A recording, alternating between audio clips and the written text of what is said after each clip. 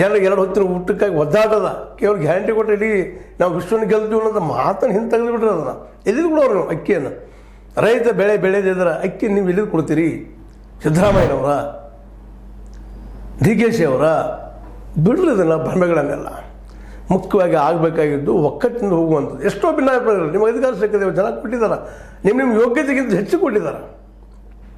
ಸಿದ್ದರಾಮಯ್ಯನವರು J D ಎಸ್ನಿಂದ ಬಂದಂಥವ್ರು, ಅವರು ಜನ ಅದನ್ನೆಲ್ಲ ಮರೆತುಬಿಟ್ಟಿದ್ದಾರೆ. ಇವತ್ತು ಅವರ ಇಲ್ಲಪ್ಪ ಒಳ್ಳೆ ವ್ಯಕ್ತಿ ಇದ್ದಾರೆ ಅಂತ ಅವ್ರಿಗೆ ಅವಕಾಶ ಕೊಟ್ಟಿದ್ದಾರೆ.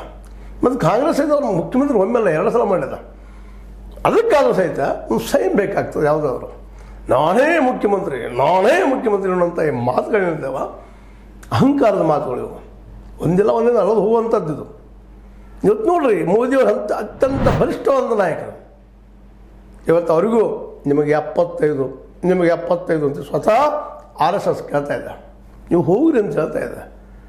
ಅದರಲ್ಲೂ ಮುಖ್ಯವಾಗಿ ಅದರ ಮೋಹನ್ ಭಾಗವತರು ಸ್ಪಷ್ಟವಾಗಿ ಹೇಳ್ತಾ ಇದ್ದಾರೆ, 75 ನಂತರ ಶಾಲು ಓದಿಸಿಕೊಂಡು ಬದುಕಿ ಸರ್ ಬೇರೆದರ ಅವಕಾಶ ಕೊಡಬೇಕು ಅಂತೇಳಿ. ಇದು ಸಿದ್ದರಾಮಯ್ಯ ಸಹಿತ ಅನ್ವಯಿಸುವಂಥ ಮಾತು. ಹೊಸವರಿಗೆ ಕೊಡಬೇಕಾಗ್ತದೆ. ಅವ್ರು ಯಾರು ಆಗ್ತಾರೋ ಯೋಗ್ಯತೆ ಮೇಲೆ ಹಾಕ್ತಾರೆ. ಈಗಂತ 5 ವರ್ಷ ಅವರು ಒಪ್ಕೊಂಡು ಬಿಟ್ಟಿದ್ರು ಡಿ ಕೆ ಶಿ ಅವರು, ಒಳಗಿರಲಿ ಹೊರಗಿರಲಿ. ಇಲ್ಲ ನಾವು 2028ವರೆಗೆ ಅವರಪ್ಪ